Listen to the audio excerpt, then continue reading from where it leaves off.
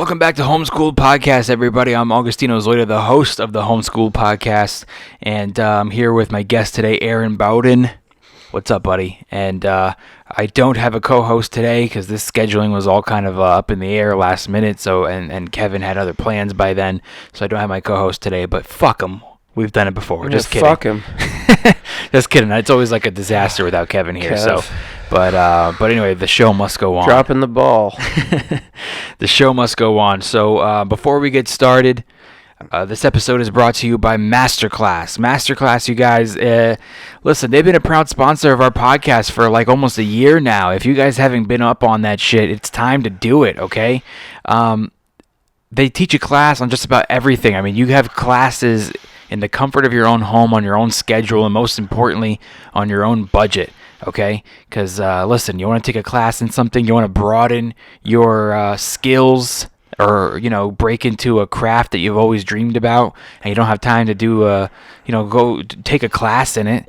You can learn just about anything at home, and Masterclass has, like, the best of the best teaching you whatever topic you're into. So, I mean, you got acting classes, you got comedy, writing, poetry writing, film writing, script writing, how to direct a film. Ron Howard has a filmmaking class. Martin Scorsese has a directing class. I mean, Steve Martin has a comedy class. It's all on there, all right, you guys? So normally it's $90 per person's class, and but you click the link in the description, sign up today. It's $180 for the entire website for 1 year. So you buy yourself a whole year pass, and you have access to the whole website, so you can do like comedy and writing, or acting and directing, or switch it up, whatever you're into. And if I was you guys, I would if you got a roommate or something, or a buddy, go halvesies on that shit. Share the password. You know, he wants to take fucking Gordon Ramsay's cooking class, and you want to do the comedy, whatever. You guys can share it, and I think it's just a great service, and I'm surprised if you guys haven't done it already. So click the link in the description, and you're supporting the Homeschooled Podcast at the same exact time. All right, you guys. Also, this episode is brought to you by Snack Nation. Snack Nation, bringing you a box of healthy, delicious, nutritious snacks right to your door once a month. How great is that? Once a month, you get a box of snacks delivered to your door, and hopefully it lasts you the whole month, because you shouldn't be snacking that often. But what happens is you get the munchies. You're fucking smoking weed. You're just hungry in between meals, and you're trying to be healthy, so you're having smaller meals, healthier meals. But in that first few months of being healthy and dieting, I know what happens, you guys. I've been there. You get fucking hungry in between those meals, and you're like, how am I going to do this? I'm going to cheat on my diet. So you got to snack in between, guys. So what you need to be doing is keeping healthy snacks in the house, because you're just going to get hungry. You're going to go to all that unhealthy shit in your old habits. So you got to keep healthy snacks in the house. Mixed nuts, stuff without sugar, granola bars, fucking these power bars and stuff. It's all name brand products. I mean, Kind bars, mixed nuts, trail mix. It's all different healthy stuff in Snack Nation. All right, you guys. Your first box is on us here at the Homeschooled Podcast, so just give it a try. You got nothing to lose. Just make sure you use the link in the description, so you get hooked up and we get hooked up. All right, you guys. So that's who this episode is brought to you by. It's Masterclass, it's Snack Nation, and don't forget homeschooledpod.com for your one-stop shop for this podcast. How to listen, how to watch, how to buy merch, and how to get tickets to upcoming shows. Speaking of which, I'm at the Comedy Store on October 18th and 19th. That's a Friday and Saturday, so you guys got no excuses not to fucking be there, all right? Go to homeschooledpod.com, click on tour, and you can get tickets to all my upcoming shows. You could make a night of it. You go do your class, your master class. Then you go see Augustino at the Comedy Store. You bring your Snack Nation. Sir, you have to order Comedy Store food. You can't be bringing in your own snacks. I'm eating healthy. Snack Nation, bro. The sponsor. Fuck off. And then there's a fight in your audience. Like, oh, man. Yeah.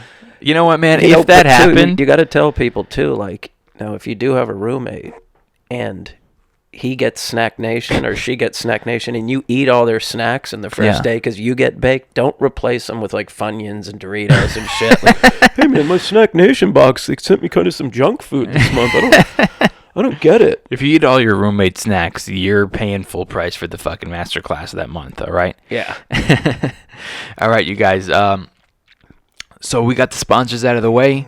And now it's time to get to the podcast. Thanks for tuning in. Like I said, I'm here with my guest, Aaron Bowden. I'm Augustino Zoida. This is Homeschooled Podcast. Please take your seats. School is now in session. Homeschooled Podcast. Homeschool. The Homeschool Podcast. Why? Because he was homeschooled. I don't want to do that. Okay. I don't want to do that at all.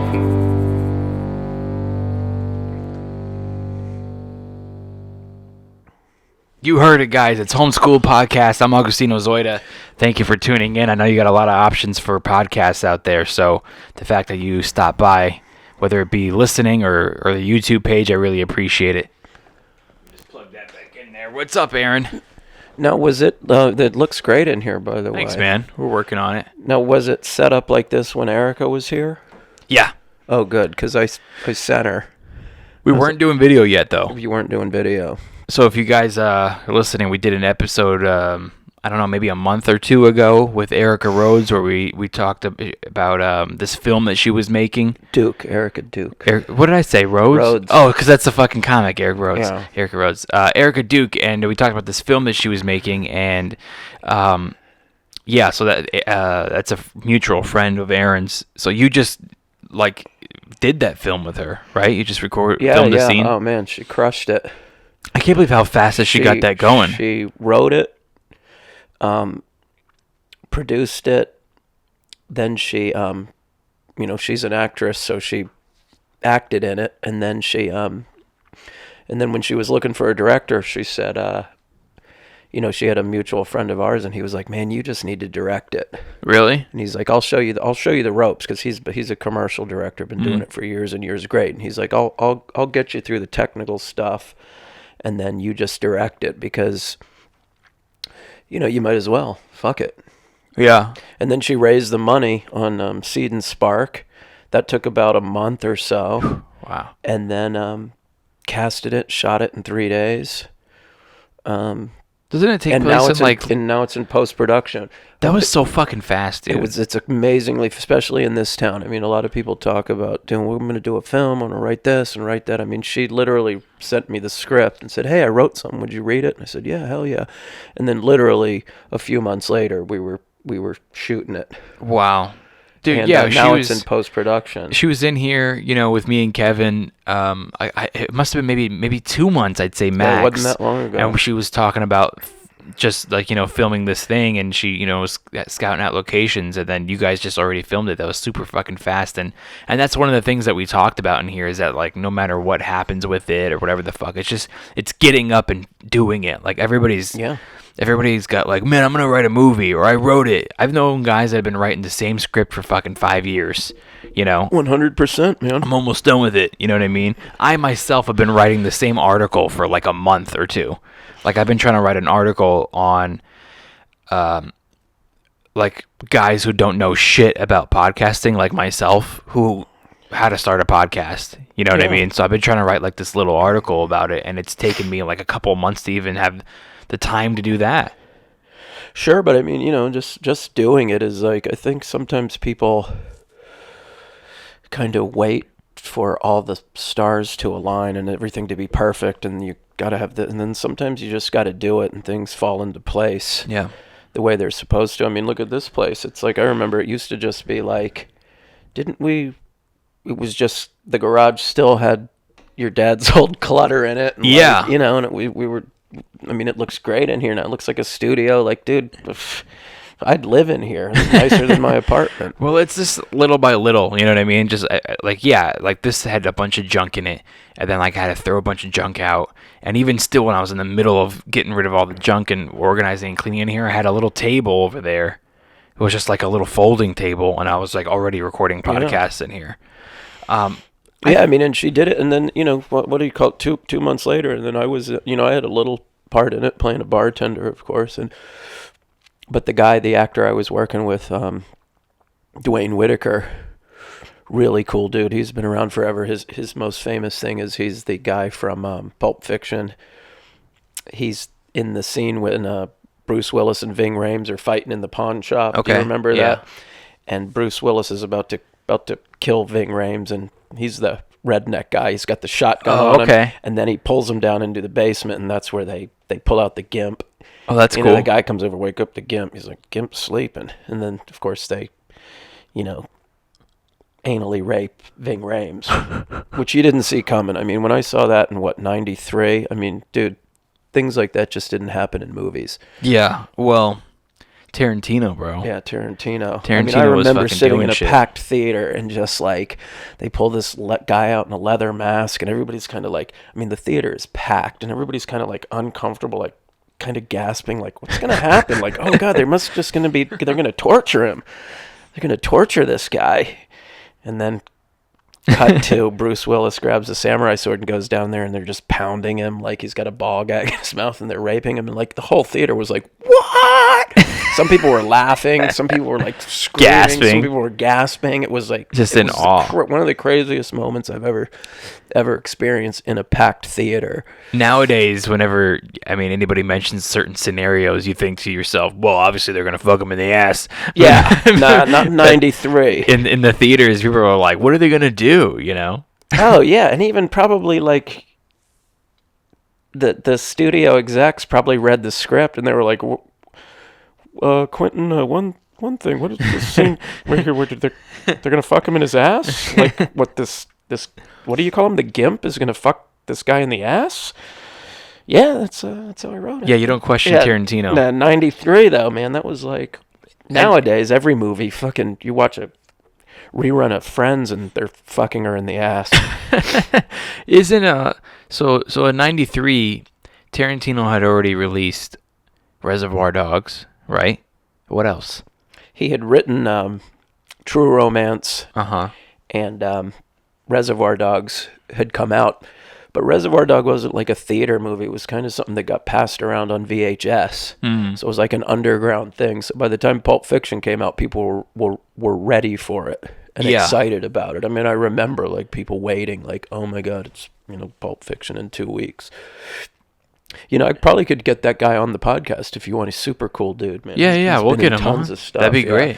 Really cool dude. That's pretty cool. You got to do a little scene with him. Yeah, and I couldn't resist. After being there like for a couple hours, I finally had just looked at him and I look right at him and go, hey, go get the Gimp. And he just goes right into it. He goes, Gimp's asleep. Wake him up, man. Without skipping a beat. He probably gets that all the time. Oh, dude. That's a big movie, man. Yeah. So you know what I would do? Just because we were just talking about Tarantino. You know what I would do, bro? And I'm meaning this for like stand-up.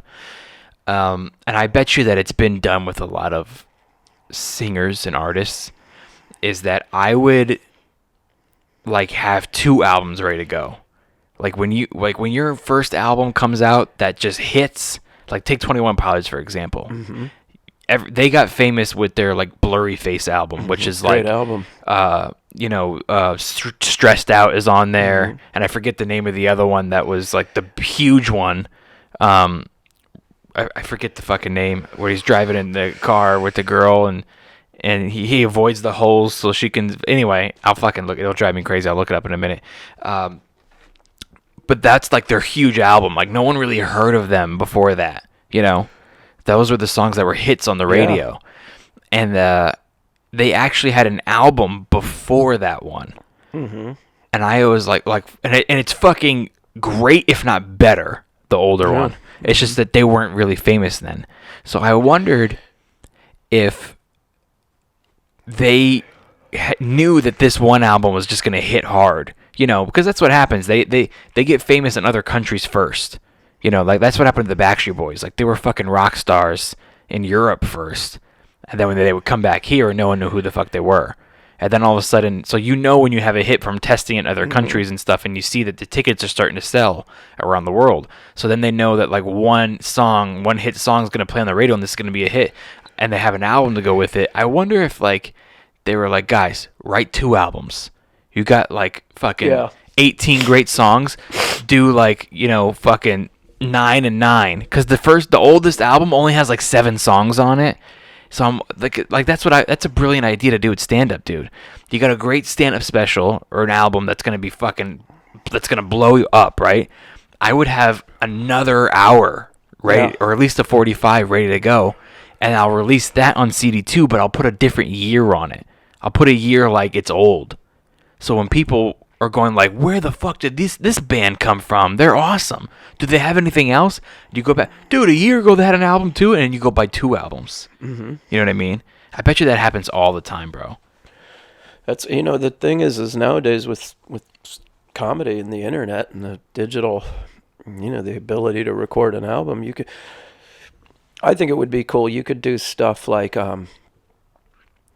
what's his name? Andrew Schultz did the crowd work show, which I thought was really interesting. The crowd work special, yeah. I've been telling Greg Wilson, excuse me, he needs to be doing one of those forever, because he's at 1 a.m. on a Friday night when he's just doing his crowd work. It's genius, and it's just he's just one of the best.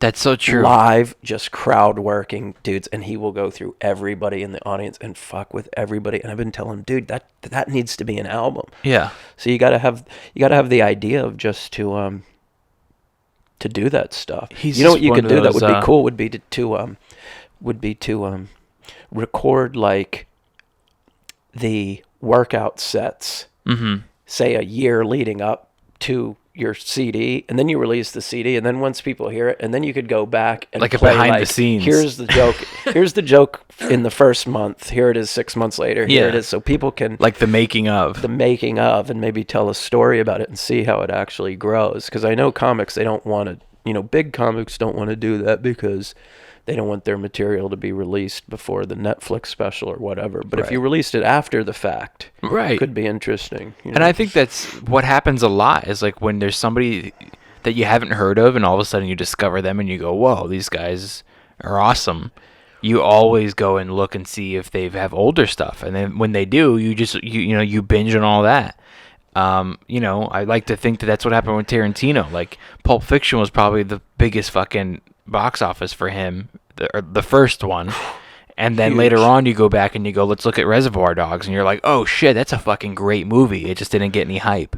Yeah. I recorded an album, God, it must have been 4.5 years ago, maybe 5 years ago, at least 4 years ago. I recorded it was just a CD, audio only. Was that the one at the Ha-Ha? Yeah, I recorded it at the Ha-Ha, and I had a nice little packed out show, and I ran an hour. I don't do any of that material. Did you do 2 shows that night or just one? Or I think just one packed out show. Just one packed out show, and I don't do any of those jokes anymore. Half of them were written when I was married to my first wife, and then the other half of them was with like going through like the divorce and stuff. And I don't do any of that material anymore. So it's like I have a whole nother hour CD. So if I were to do, and right now I have a whole new hour. Oh, see, I always thought you had pressed that and sold it, or you never sold it? I made like digital copies, and not digital. I made actual CDs, and I don't know if that's considered a digital copy, but and I sold them at shows, like on the road, for like $10. You ought to just release it on YouTube. Yeah, I should, but there's no video. It's all right. Just do pictures and stuff. Yeah, I could do it. And listen, it's from 4 years ago, and when I go back and listen to it, some of the bits I cringe. At the time, they were killing. Of course. You can hear on the CD they're doing well, but it's just like my writing is so much more advanced now. Oh, of course. But I could do that all day. I might as well just release it. But what I'm saying, like, if I record a new hour with my current hour that I have, and if that were to do really well, then I can drop the old CD, which was recorded in 2000 fucking whatever, 16, 15, and then all of a sudden, you know what I mean? People are going to go back and go, oh, look at this old one. We could do that as a podcast, too. We just play the album, and you kind of stop it between tracks and go back and think what you were talking about. Actually, like a director's cut. I've actually played tracks of it on here before. Not like the whole thing, but certain jokes I've played on here before. Yeah, and we could... It's so fucking embarrassing. Well, dude, that's the thing about stand-up is, like, there's something inside of you that, like, at 3-4 years in, you're like, oh, I'm funny. You know what I mean? Because it's the only thing that keeps you going. And I'm not saying it like in a conceited way, like, oh, I'm funny. But something in there is like, yeah, I'm good at this. And then you look back and you know, at 4 years, you're like, green still. Yeah.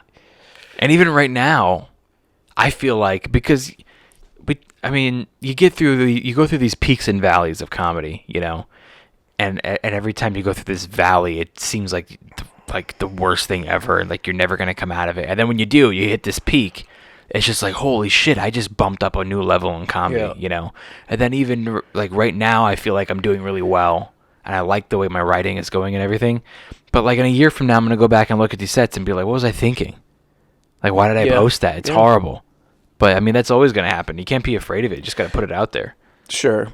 But stuff also changes too. I mean, jokes kind of change, or attitudes towards certain things change. You change from the inside, so yep. You grow up. It can still fit relevant to the time. You know what I mean? I was thinking about this recently because I know that a lot of comics or any artist or art in general goes through criticism from the public. The more the public sees you, the more criticism you're going to get. Like, you want that fame. You want the million views on YouTube and be viral. But when you hit numbers like that, expect the percentage of negativity to go up as well. Yeah. So I know that a lot of fucking comics and artists deal with, like, YouTube and Instagram comments, or, this wasn't good, or here's a 1-star rating on your fucking special that you put out. And that really gets to people. That really gets to the artist. And I was thinking about, and like, I'm afraid to put some of my old stuff out because it sounds like shit to me now. But even the jokes I'm doing right now, one day will sound like shit to me. So you got to just put it out there. And so this is what I was thinking about is, did you know on Rotten Tomatoes, the movie Gladiator is like below 70%? No, I didn't know that, but like, what the fuck are you guys talking about? Like, go look up like The Godfather. How is it not 100 or even 99? Yeah. The Rotten Tomatoes is fucking like hard. First of all, I just went to go look at Rotten Tomatoes and, to see the new Rambo movie. I didn't see it yet, but I went out of curiosity to go, what are people saying about it so far, So I went and looked, and Rambo has it was like 23%. And then you look at the audience score, because that's Rotten Tomato and critics and shit. But then you look at the audience score, and it was like 87. Right. How are they that far off? So obviously, sure, it's probably corny and cheesy, and he's fucking 70 years old, Rambo. But obviously, it's entertaining. Someone's getting something from it. Exactly. Someone's enjoying themselves. So like, just fucking put it out there. I learned that a long time ago, because what? Like, it occurred to me at one point, like, no matter how good you are at whatever it is you do, some people are just gonna hate you. Yeah. Just for the sake of hating you. Like my I think Leonardo DiCaprio is a great actor. Yeah, I think he's one of the greatest of our generation. Everything he's done is, but over the years you would hear people just like, ugh, hate Leonardo DiCaprio. Like, how? He's such a bad actor. Like, are you shitting me? Yeah. You might not like him, but he will act circles around you. I promise you that. Yeah. And then it kind of occurred to me, like, man, some people just aren't gonna like what you do. If they don't like Leonardo DiCaprio, they're not going to like you and your fucking shitty comedy CD. It's just so true, man. Even my acting coach, she used to call him Leonardo DiCaprio. And no thinking, way. You're a fucking acting teacher. You're telling me you think Leonardo DiCaprio is a bad actor? All right. So that's some jealousy, don't you think? You're never gonna please everybody. So there's got to be some like deep down grudge. Yeah, I mean, I don't know what it is. Part of it too is like, what's the big thing now? They call it the Dunning-Kruger effect. You ever heard of that? Mm-mm. It's kind of like people who have, whether it's say building a comedy career, or becoming an actor, or starting your own business or your own company, or building something from the ground up and achieving something, gives you an appreciation for what other people have done. Like if I've built my own business per se over 20 years, and then I see you and you've built a successful comedy career and you're 10 years in, I know how hard it is and how much dedication it takes for you to get there, because I've done it myself. Yeah. Completely different thing, but I've done it myself. So I know I have a respect for you, and you built this and you did this, and I know how hard it was to get there. And the Dunning-Kruger is people who more than likely have never done anything like that, so they just assume it just was handed to you, or it's easy or whatever. So they think, oh yeah, you're a shitty comedian. Oh, that last album sucked. Yeah. They have no respect for it whatsoever, because they've never done anything like that themselves. So they don't know the hard work and dedication it actually takes, and the bravery to put yourself out there like that, or to take a risk. And that's why people are so quick now to like end people's jobs. Oh, you said something that I think is racist or whatever, or non-politically correct, so you just need to lose your job. They don't think, oh, you might have spent 20 years to build this career, but fuck it, because anybody that's built something like that knows how precious it actually is to have it, so you don't do it. People make mistakes, you know what I mean? That's the Dunning-Kruger. I mean, it's true, dude. And while we're on the topic, because you and I were kind of briefly talking about this last night when we were driving back. So last night, Aaron and I, we just haven't seen each other for a while, and neither one of us had spots. And we were like, let's just go hang out. And our buddy Adam Hunter runs a room on Tuesdays on Fairfax at the Dime, and we were like, we'll just go over there and fucking just hang. At least we're out. We're not doing comedy. We don't have any spots, but let's go hang out, And we go down there, and we actually both got up, like closed out the show. And on the way back, we were talking about, like, going out, and just or being tired after fucking all the shit that you do in the daytime and work and stuff, and you have to like push yourself to go out, and what happens and things like that. And so now take it back to what you were just talking about. What's it called? The Dunning-Kruger effect? Dunning-Kruger. Dunning-Kruger effect. So you have a respect for someone because you've been through it, like you said, because you've been there. I mean, I think that everybody is guilty of having resentment towards certain people. I still do in some ways, and I shouldn't, and I know that I shouldn't. But in the beginning, you always do that. You always go, well, he's that far ahead because he was handed this, or he got this and he got that, and you give excuses and stuff like that. But then you learn. Once you put the work in and you hustle your ass off, like, you learn, oh, this is what they did. Like, when you're working your ass off, you start to realize there's no way they could have been handed this and survived. Yeah, that's the one. The comedy is the great equalizer, because there's not many people that were actually handed a comedy career. Yeah. Even if you were given a jump up, which happens, you can't, But here's the thing. But you still have to do it. To do a half an hour of comedy, you ain't just fucking throwing it up there in 3 days preparation, and it just comes off without a hitch. I mean, I do know a few guys that were handed it, and they went as far as 15 minutes of fame. I mean, as far as like some A movies. Yeah. And then all of a sudden, when stand-up has stayed strong and is like more popular than it has ever been, they're not really around anymore. And you don't think of them as stand-up. They're not getting specials. When you're like, dude, that guy has a name. He should be in a movie. He was in a movie. You're not going to give him a special? They're not, you know what I mean? Like, they're not really around anymore. You can't just be handed something. You sure could, and there are people out there that have been, but like, you're not going to survive very long. Yeah. And so this takes me back to somewhat of what we were talking about last night, which is some people are given things, and it's not necessarily a hand down. It's not necessarily like, sure, it's help, but you know why you got those things? Because you fucking stuck it out all these years. You know what I mean? Like, if Joey fucking takes me on the road to open for him and stuff like that, he'd be like, oh, well, he fucking got it because he's friends with Joey. Yeah. How the fuck have I friends with Joey? I've been doing this for almost 11 years, for 10 and a half years. I've been doing stand-up comedy. That's how you meet fucking banger comics. And somebody brought Joey on the road. And the person who brought Joey on the road, somebody brought him on the road. That's the cycle. You have to earn that. That was Rogan. You know what I mean? And people go, "Oh, Joey only wouldn't be anything without Rogan."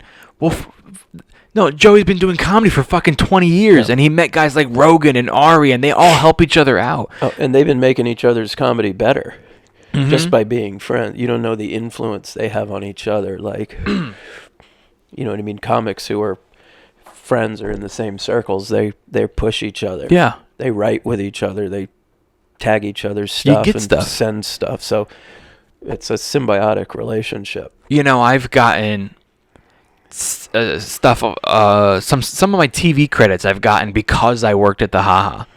Okay, so like season 1 of Stand Up and Deliver, you know, which was on Nuvo TV, which got bought out by like I think Fuse TV.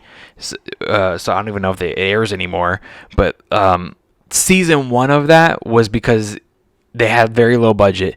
They filmed it at the Haha. And they were just like, oh yeah, I remember that. A bunch of random fucking comics were on it, and I was there working and helping them out and going above and beyond with helping them because they had no budget and stuff. And they were just like, "Do you want to do it?" So I fucking did it. They aired it for season 1, and that TV show there was like 3 comics each episode, and so each episode had a headliner. They aired me as the headliner on one of the episode. Season 2. It wasn't even at the Haha. They filmed it at a completely different location, and they called me and asked me to do it again. It's at the Improv, right? It was at the Improv, the season 2, and they had way more of a budget then. I was there. I remember I was there for the taping. It was nice. You were there for the Improv taping? Yeah, it was pretty nice, and like that one they had makeup people now, and they had and that one they called me for. So it's like you wouldn't have gotten that if you were at the Haha. True, but I was also doing fucking like 14-hour days at the Haha, putting in the work. That's what I deserved that. Oh yeah. And then season 2 I earned from my own talents. What's another fucking example is Kevin Hart has a TV show I think on Comedy Central right now where it's Kevin Hart Presents, and he's giving half-hour specials to like unknown comics that just deserve a shot. I think Bill Burr's doing the same. And then I think Bill Burr recently had somebody, and Eleanor Kerrigan. You know Eleanor Kerrigan? Uh-huh. Bill Burr just has a Presents Eleanor Kerrigan half-hour special. I think it goes to I think it's Comedy Central. And now people are going to go, "Oh, it's because she's friends with Bill Burr." Yeah, but she was also a fucking waitress and like manager at the Comedy Store for 14 years, and then turned comic and did another fucking like 10 years.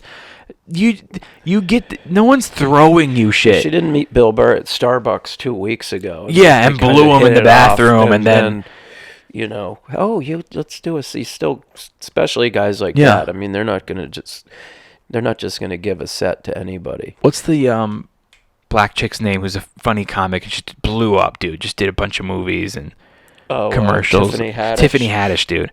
Tiffany Haddish was given a Netflix, not a special, but they gave her a Tiffany Haddish Presents, and she got to pick a bunch of female comics, and she picked like a bunch. I know a bunch of them. Yeah. And that's like, again, you can go, "Well, Tiffany, it's because you're friends with Tiffany Haddish." Why am I friends with Tiffany Haddish? Because I've been doing this for fucking 10 years, 20 years, and you make connections, you know? And then and then when you're sitting there going like, should I stay home tonight? Or should I force myself and go out even though I'm not going to get up on stage? I might get up on stage, or at least I'll make a connection. At least I'll fucking meet somebody who has a room or something like that. And by doing that, you're making all these relationships and all these connections. And then like 10 years later are going to go by anyway. And then you're going to get something out of it. Yeah. And then there's going to be some people that are going to be like, "Well, that's because you're friends with fucking, Adam Hunter or Joey or whatever like that." You're just like, "No, bitch. That's because I fucking forced myself to go out. That would have been some other guy if I didn't do that, you know?" Yeah, and it's all connections, man. It's so little has to do with like you go up and you just crush, and then all of a sudden these spots are magically appearing in front of you, like that. Just because when you're working out, you can go up in front of a person that may or may not be a connection one day and eat a dick the first 3 times he sees you. Yeah. And then 5 years down the road, all of a sudden, he's seen you crush a few times. Yeah. That's a hard thing to break, though. I mean, it's kind of it's like that curse of the first time you go up in front of a booker, if you eat a dick. Yeah, it's tough. It take you a decade to work that off. Yeah. You know what I mean? Like, oh yeah, he's not that funny. That was 11 years ago. Yeah, those first impressions are fucking First brutal. impressions, but that's all connections, man. If it wasn't for connections, you wouldn't have even probably gotten the job at the fucking haha. Yeah. You know what I mean? And then started getting, it's all connections just to get spots. It's not like the 80s maybe where you went into the comedy club and you just auditioned one time and your 5 minutes was so great and they brought you in and started putting you up 6 nights a week. And another thing, You got to fucking work for every spot. you can get a headlining comic to bring you on the road and everybody's going to go, whoa, yeah, he's friends with them. That's why he gets all those spots. But are you going to kill? I got news for you guys. I know comics that have been told by comedy clubs, you cannot bring that opener with you. Because they brought him once before, and for whatever reason, the club didn't like him. They were either not funny, or they don't know how to behave in the green room, and how to respect all the rules, and treat the staff respectfully. Yeah. Little things like that. Like, I don't care if you're fucking like, whoever, the biggest comic ever. Sometimes a comedy club is going to go, you can't bring that guy as your opener. They will say that. So when you have a headliner taking you on the road, yeah, sure, they give you the opportunity, but it's up to you to prove that you deserved it and to get asked back, even without that headliner. Right, Now you're going to get exactly. asked back to Yeah. MC and feature without that dude, or even headline in the future. Yeah, just because somebody brings you on the road doesn't mean that they're going to always bring you on the road, just no matter how unfunny you are. Yeah. Just because they think you're fun to hang out with. Nothing wrong with help. Nothing No wrong way. with a handout. But what are you going to do with it? Yeah, and you gotta pass that knowledge along yourself when you hit a certain level. You'll find somebody and go, man, I don't know what it is. I just like this guy. Yeah. He's kind of green. He's not funny all the time, but there's something there. Come on the road. Let's fucking have a little fun. Let's see what you're made of. Yeah, and I mean, they're just a cool person. I'm blessed in that sense. That Adam Hunter, has taken me on the road and he's, I'd take a bullet for that guy. Yeah. But it doesn't mean I can just fucking show up and go, Yeah. I'm best friends with the fucking headliner. What are you going to do, fire me? Yeah. That's funny you should bring that up. And you owe us like $150 for the fucking bar tab, because now they're not free anymore, because they're only free for comics, and you're fucking fired. Oh, yeah, make no mistake. Adam Hunter's seen me eat a dick many a time up in front of him. But, it happens. But, everybody has an off night, but majority you're consistent, and you're not a dick to deal with. People don't realize, just like, well, I'm funny. It's like, bro, it's way more than that. You got to be like, nobody wants to deal with an asshole. I know a ton of funny guys that no one will work with them on television shows, movies, comedy clubs. Like, you got to be easy to work with. You also can't be high maintenance. So you're a nice guy.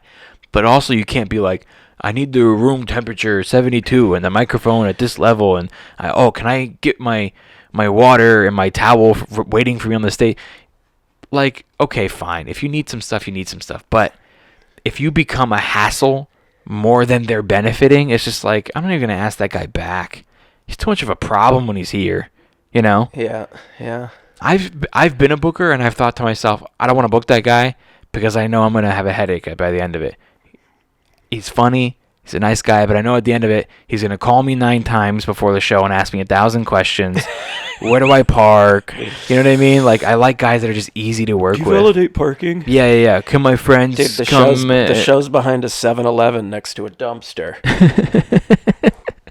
There's all these questions beforehand, or when you tell people certain things like, hey, don't call me between this time and this time, or just shoot me a text message or something like that, and people they call you before the show, and it's like, bro, or people that show up late, it's just like, I don't even want to work with you. Yeah, and what else too is by the time you get to the special, most people you might not find funny, but they're at least good comics, And a lot of times people's specials don't do them justice as opposed to seeing them live. Mm-hmm. Like some people, Totally, what it dude. is, it's like, that's why I always say, man, if I wish if I ever did a special that I could have Louis C.K. tape it and direct it. Yeah. Because he directs his own, but he's so good at it, and he makes it like You want someone a big who part of that is does he knows how comedy. to do the wide, the medium, and the tight shot. Like I remember seeing Eric Myers, one of the funniest guys on the planet. He did a Showtime thing, and I noticed like when he crouches down and he would do his faces, which is a big part of like his punchline. Yeah. They'd pull back and do the wide shot, right? And then they're in tight for the setup. And it's like you just reversed the thing, so it's not You got another nearly comic. and it's a funny set, but it's not nearly as funny as when you're sitting up, in the club, just watching the guy in your face just level the place. You know what I mean? It's like, so certain things you see of people, and you might go, it's not that funny, but trust me, it is. It's just the special is like There's filmed a little off. so many something. funny guys that just like the specials don't give them justice. I'm a tiny bit not anti-special, but I'm a little over it. I'm like a little over this like brand. Everything's about a special. When I started stand up, everything wasn't about. No one was even using the term special. You know what I mean? Occasionally you would hear an HBO special or something like that. It was Nothing like special it was, about it. When I started, it was like an album. That was the term you heard a lot, an album. And now everything's a fucking special. And you're absolutely right. A lot of the specials don't do the comic justice, and I'll tell you why. You got big companies with big budgets that want to film a special, and I'm not saying the guys are dumb, but you got a bunch of directors, producers, and writers and cameramen all running these stand-up specials that have never been on stage and grabbed the microphone in their entire life. They've never done stand-up. They might not even be big fans of stand-up and go to live comedy all the time. So they don't know where the camera should be. Yep. Like, if I was going to direct a special, bro, I would go watch that comic work out like a month, like all month. Yeah. So I know his punchlines by heart. Like, when I open for Joey, I know exactly, like, this he's going to close on this one. Not that he does, and he by far doesn't do the same jokes all the time, but I just know when he's doing a joke exactly where the beats are going to be. You got to know all this stuff. So, they don't know the important things about stand-up, and specials are kind of getting ruined, Yeah, it gets saturated, and then it just becomes another little, what are those, the thumbnail on Netflix. And by the way, I always say that listening to an album is the best way to experience it. No, the best is to be there live. Nothing beats the live experience. Second best is listening to comedy, and then I think the worst way to watch stand-up comedy is to fucking watch a special. It does not translate like it should. I don't really watch them. I mean, I'll watch some of the big ones. I watch Chappelle's, but if I see somebody's, I'll watch about the first 5 or 10 minutes. And one, believe me, I don't like to be influenced and go, no, I can't do that. I just don't. I don't want to interfere with my own thoughts. I'm sure there's specials out there that you guys like, and go, what does he talk about? Specials are great. Yeah. So if there's a special that you really like, I'm not saying that there aren't some good ones. Imagine how great it is in person. Yeah. It's electrifying. That energy in the room. Laughter is contagious. Never fucking forget that. And these people who film specials, they forget that all the time. We're going to do a big, beautiful theater. Big, beautiful theater. Those are like fucking like antichrist words to a comic. Yeah. You know what I mean? Big? No. It's fucking laughter's contagious, dude. I made the mistake of watching Chappelle's new special by myself. And I watch specials by myself all the time because I'm a big student in the game. And I like to fucking study all of them and stuff. But Chappelle's special, I didn't think was funny. Like, I liked it a lot. I agreed with a lot of what he said. He made a lot of really good points. Certain parts I laughed a little bit at. And I talked to everybody else, and they were like, it's hilarious. I think a part of it is that I watched it alone. And laughter's contagious. And I think that special is better to be probably in person. It was great. And probably with some people, it was great. I think he hit some great points and had To be honest with you, I think a lot of his premises were done a lot before for that special. Yeah. Like, he didn't release a special for 2 years, and I've been out in the comedy clubs every fucking night, and all the topics he was talking about, and even the premises was like, this has kind of been done to death, you know. I liked it. I didn't love it. And have you seen the Burr's new one? I'm the type of guy too. Like, I won't. You're not going to find me cracking up at a special, and usually I watch them alone. Yeah. Nowadays, but it just two things. When I watch comedy, there's two things I love about watching comedy. Like watching it live, I like to, if Joey goes up or somebody, I like to go watch those guys, those Jedis, just perform. Yeah. And then, but I'll watch one of those guys maybe, and then I like to watch my friends do well. Mm-hmm. Like I like watching your sets or Adam's, and I'll, laugh and be into it. And then I would like watching my friends eat a dick. That to me is funny. I hate watching people I don't know eat a dick because it gives you that feeling like, oh, I know that feeling. Yeah. Oh. But when your friends are eating a dick and you're just watching them, it's funny. And I've been on the both ends of it. Trust me. And then you just hear the comic you went with in the back, and he just gives you one of these. Yeah, just laugh. You're like, it's so true, man. Fucker. That's so true. Because it's like the same thing of ball busting with your buddies when you call your buddy a pussy. And, it's just two friends laughing. It's like the same thing. Best. That is pretty good. That is a lot of fun. But with Chappelle's show, the one thing, like the whole special was worth it just because I thought that one joke was so great where they told him he couldn't, use the gay word. Oh, yeah. And they go, well, you can't say that word because you're not gay. But he can say the N word. And he goes, well, I'm not a. You know what? And yeah. I just fucking thought that was pretty genius good. Thing. The whole special was worth it because of that.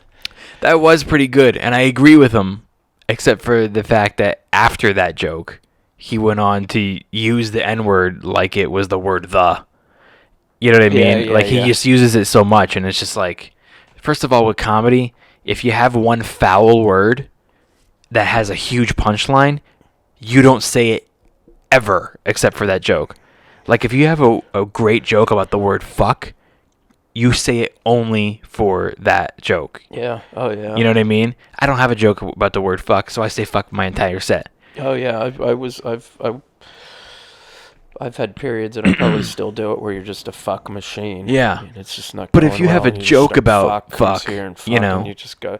I think I've gotten rid of that. If you got a joke about Very assholes, you can't go around saying asshole commonly like you normally would because you don't you want to save the power of the word for the part where it's funny. And then but not only that, so then afterward he's like using it like that, and it's just like you're devaluing yourself by using it so often. You know what I mean? Yeah. And to me, that's what I think. And then, It's but like it was a great joke though. It's like when Rocky switches to southpaw. Yeah. You got that one round of like, oh shit, he's left-handed now. Mm-hmm. And then if you keep doing it, it just loses its exactly. And then that's it a great takes way to away look at from it. Well, I know you love Rocky, so I figured. And then the joke that I really liked was towards the end. Towards the end, I was really into it. That he did was about when he was asking his dad for $3 to go to the dance, and he was like, "I hate." What did he say? I hate being poor. And his dad told him, like, poor is a state of mind or whatever. And he was like, your ass is broke. Like, I thought that was really funny. And it was real. And it was like kind of like a story about like his. And then he actually told the story about when he went to the dance with the jar of change and he had to pay to get in. All the other kids made fun of him. I thought that was the best part of the special. Did you watch Bill Burr's new one? No, I watched about the first 10 minutes of it. You didn't like it? No, not that I didn't like it. I just don't. Yeah. I'm telling you, it's rare when I watch the whole special. Oh, okay. It's just rare. That one to me, bro, was fucking amazing. I mean, I'll be into it and I like it, and I'll just turn it off. I'll just go, that's enough. Yeah. Because I'm telling you, man, if you watch enough of those, you'll never fucking write another joke because you just, this guy said this, and this guy said this, and this girl said this, and this girl talked about this. So Yeah, you can get in your head about it. It's really great though. It's definitely worth it. I think it's funny, and it makes a lot of really good points, and it's funny at the same time, and it's good points that haven't been done to death, like premises. Oh yeah. Yeah, I just thought it was like fucking fantastic, dude. I would say it's the fucking special of the year. Before that, I was thinking Anthony Jeselnik's, but it's the special of the year, dude. Fucking Bill Burr's and what the fuck else was I just gonna tell you about watch it? A good one is watch Brett Ernst is on YouTube. How old is that one though? It's a couple years old, but it's really good, man. Yeah. It's like really good. Okay, I'll have to films watch it. like He's a funny motherfucker. Oh my god, man. I mean, Sebastian has some great ones too. That special should be on Netflix. Yeah. It's really funny. Well, that's the thing, bro. If you can't, fucking Netflix. You know what I mean? Like, if you, like fucking just do it yourself. And then You'll probably do it better. You may not get as many views. Because you know how he loves the 80s. So at the beginning of it's got that old special, how it would, remember when they would play like the cartoons on Christmas or whatever, and it would come up and spin out special. Oh, that's pretty cool. Setting is like, it looks like his high school, because he kind of just goes through his life. Really good. And then I rewatched Patrice O'Neal's last hour. He's funny. Oh my god. That was a great one too. But I just... Well, that's what I was going to tell you about Burrs, is that as much as I loved it, I remember hearing some of those bits, watching him work them out live at the store and stuff, and they were nowhere near as good. Even though they were more polished for the special, it was like fucking 10 times better watching him do it live. Oh, yeah. Which is my point. It's just like, fucking go watch live comedy, dude. Fuck all these fucking specials, man.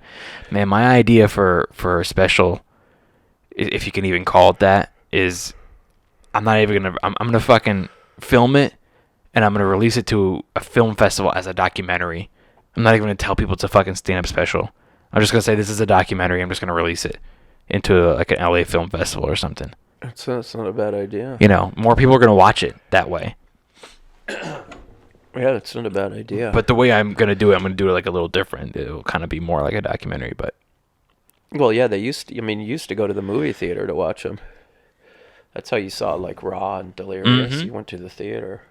Yeah. I think I had to sneak in to Raw.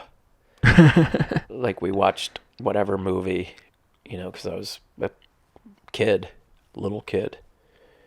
And then, or maybe it was Delirious. And then you walk in and you watch the last half hour. You just have to sneak in, and then you sit there, and then like 20 minutes in, the guy comes up, "Hey, can't be in here." Oh, really? Oh, yeah. It's like, that was like 1984. You can't be in here. Yeah, it's R-rated. I'm surprised they were even checking back then. Yeah, in the 80s, man, people still had a little bit of like morality left.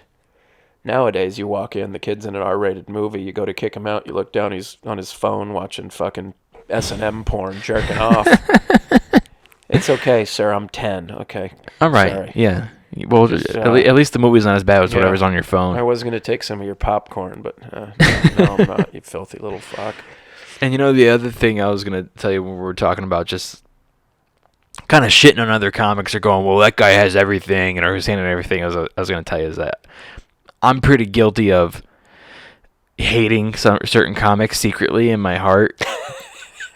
And it's so biased. Like, you ever go like, that guy's not funny. I don't get that guy. He's just not, I don't get his humor. He's not funny. Like, I do that with a lot of comics. Every comic is guilty of secretly hating deep down, you hate some fucking comics. And you sit there and go, why him, not me? I'm funnier than him. That guy's not funny. And the overall reason is that, for me, the guys that I particularly say that about, it's because at one point they were a dick to me. You know what I mean? Oh, yeah. And it's not that they're not funny. I just convinced myself of that. So, and what's funny is like... Oh, yeah, David Cross was a dick to me. Oh, yeah? I never watched his stand-up since. I think I was like 3 years in, and I was in New York City. And I was at a place called the Luna Lounge, which was like a indie... it was an alternative comedy way back, kind of like in the early days of like alternative comedy, like in the early 2000s, and he was there. And I went up to him, and it was me. I was a total moron. I was like, "Hey, Dave." And he just looked at me like, "Yeah." It was kind of a dick. And then I But for some reason in my demented mind, I was like, fuck that guy. Yeah, I mean that's normal. Like fuck him, you know what I mean? That's so normal. You know, people are addicted to you, and I'm sure that I probably have people out there that fucking hate me, dude. Dude, if I ever make it big, I'm gonna have like so many haters because I was a dick to a lot of people when I fucking worked at the Haha, bro. I was like, you know, you had to fucking turn down comics all the time from getting on stage. It's like, I've already had repercussions of it. You know, people I don't even remember coming up to me going, "You were an asshole to me." I'm like, dude, I don't even know who you are, you know? But there's certain comics that still to this day, I just, deep down, I go like, he's not that funny. And it's such a lie. Like, he's fucking funny, you know? Yeah. Like, I have, there's certain comics, even right now, like, you know, Monday is the potluck at the Comedy Store. And there's like 1 hour window where I have a chance of getting up because the hour before is all the guys who sign up for open mic and the hour after is all the paid regulars. So the middle, so I'm not either. I'm not an open micer and I'm not a paid regular. So I'm in this weird, awkward middle hour, which is like from 9 to 10 o'clock where it's friends and family, you know? So if you're friends and family of the club and if after all the door guys go up and stuff like that, they can squeeze you on. So that's usually like the last 10 minutes of the hour.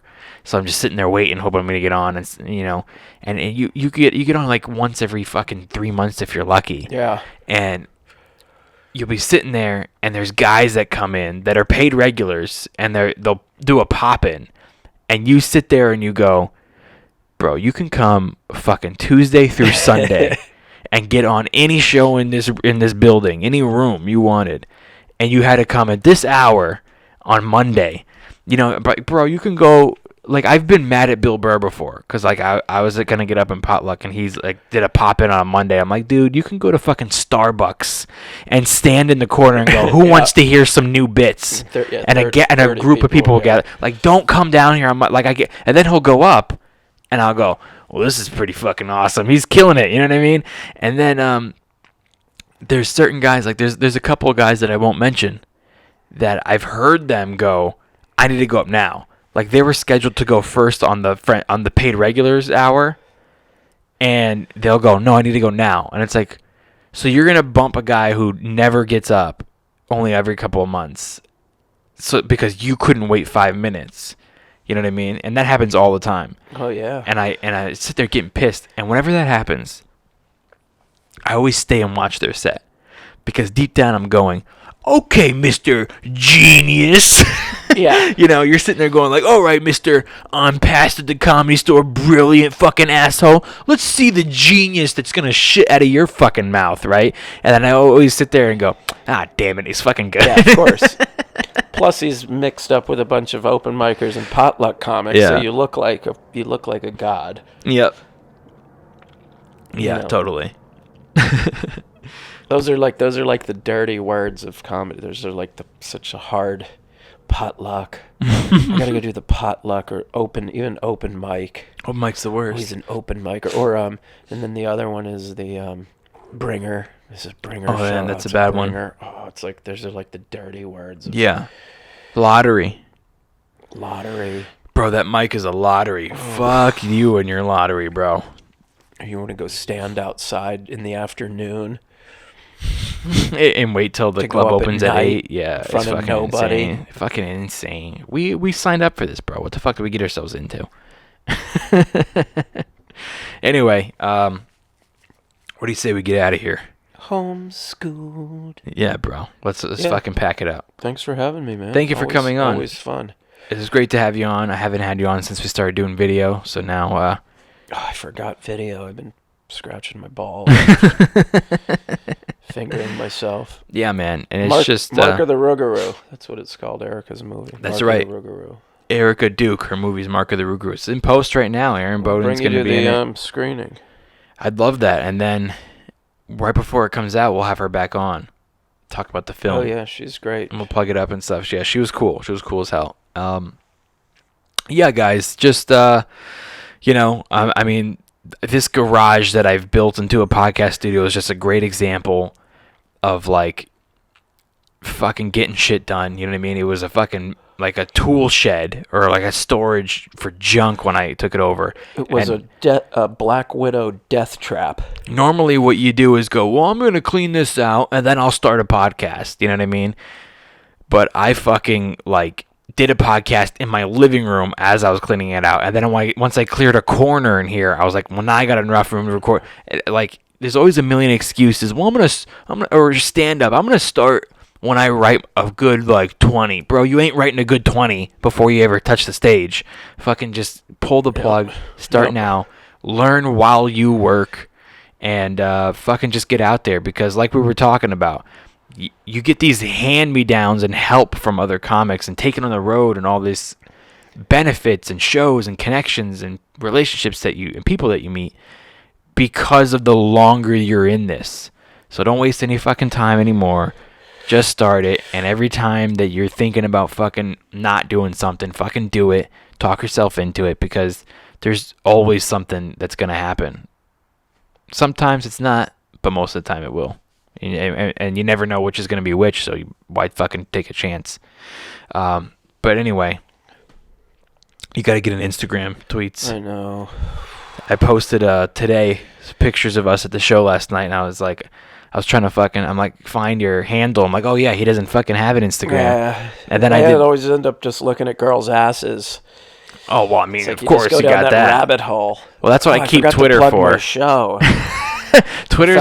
Twitter's for the girls' asses. Instagram's for the shows, dude. So what I ended up doing was having a hashtag your name, and then you don't know. Dude, there's over 100 hashtags of your name because you don't have an Instagram, so people keep hashtagging your name instead of tagging you. Oh, it doesn't go to my Twitters? No. So they're doing a hashtag Aaron Bowden, and I did hashtag Aaron Bowden. There's from when you were on Tinfoil Hat podcast, there's like a fucking bunch of comments and shit that you just gotta go on Instagram and type in hashtag Aaron Bowden and read them all. But fucking create one, bro. But you got a Twitter and a Facebook, right? Yeah, I got Twitter, Facebook, and YouTube. And it's all Aaron Bowden. Yep. You got any shows coming up right now? Anything in the books at the moment? No. I had a crazy slam September, which is great. I'm thankful. October, I got like half full of stuff, which is great. I'll take what I can get. So for right now, I got Comedy Store in the Belly Room Friday and Saturday. It's the 18th and the 19th, both early shows. So you guys come on out to one of those. And you can get tickets at homeschoolpod.com. Click on tour. And don't forget to click the link in the description for Masterclass and Snack Nation. All right, you guys, follow me on Instagram, Twitter, Facebook. Everything's at Augustino Zoida. And that's fucking it, everybody. Okay, I appreciate you stopping by. And thanks for listening. And thank you, Aaron, for being a guest. Thanks for having me, man. And, you guys keep in touch. Write me on social media, or if you don't have a social media, you can go to homeschoolpod.com and click on contact, and those emails go right directly to me. I'll fucking answer them. All right, you guys. Thanks so much. I'll see you next time. Have a great weekend and a great week until I see you next time. All right, peace.